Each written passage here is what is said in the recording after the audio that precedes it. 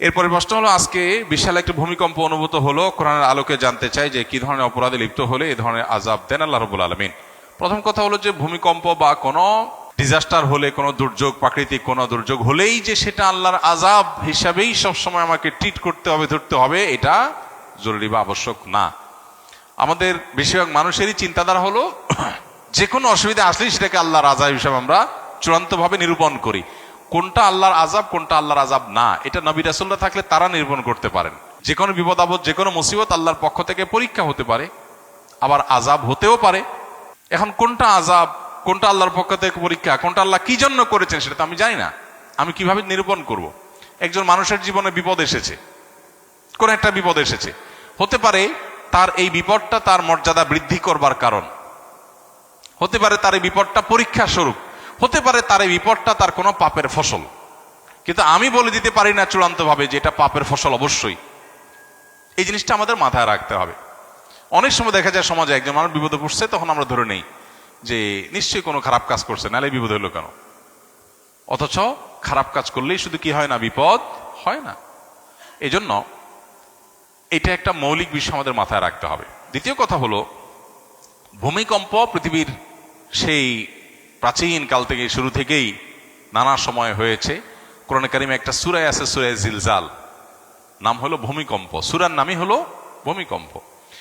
সৃষ্টি জগৎ যে ধ্বংস হয়ে যাবে মহাপ্রলয়ের মাধ্যমে, যেটাকে কোরআনে বিভিন্ন জায়গায় আস-সাআহ বলা হয়েছে, সেই মহাপ্রলয় বা বিশেষ মুহূর্ত, যেটা সৃষ্টি জগতের ধ্বংসের মুহূর্ত, সেই মুহূর্ত শুরু হবে যে সমস্ত বিষয় দিয়ে, এর মধ্যে একটা হলো ভূমিকম্প।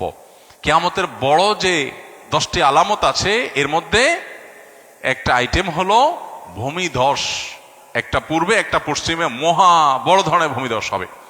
আবু হুরায়রা রাদিয়াল্লাহু তাআলা একটা রেওয়ায়েত আছে, যে রেওয়ায়েত থেকে বোঝা যায় কিয়ামতের আগে এমন ভূমিকম্প হবে যে পৃথিবীতে মানুষের থাকার মাথা গোজাবার কোনো জায়গা, কোনো ঘর খুঁজে পাবে না মানুষ, সব পড়ে শেষ হবে, অর্থাৎ সিস্টেম ভেঙে পড়বে।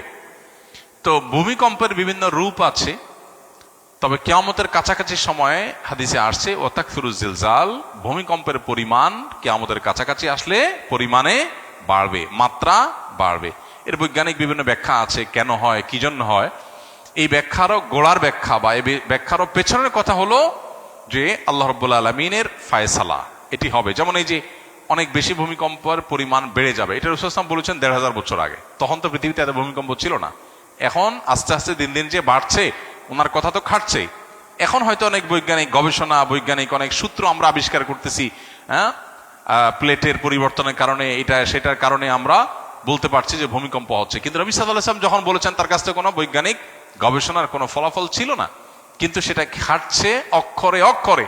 তাহলে বোঝা গেল যে বৈজ্ঞানিক ব্যাখ্যা, গবেষণা থাকতে পারে, সেগুলো সত্য হোক, কোনো অসুবিধা নেই, সত্য হতে পারে, সত্য।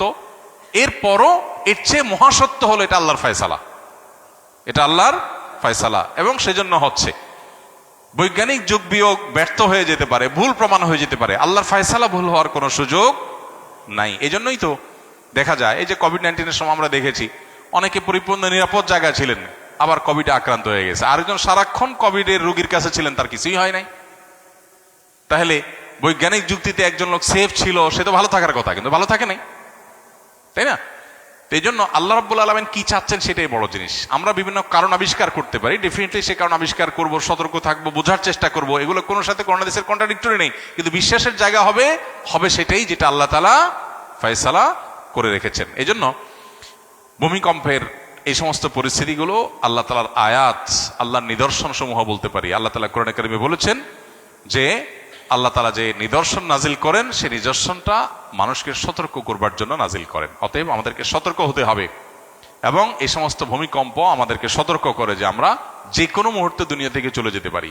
বিধায় আমাকে প্রস্তুত থাকতে হবে সব সময়, তওবা, ইস্তেগফার, আল্লাহর দিকে রুজু হওয়ার জন্য কোনো অপেক্ষা নয়।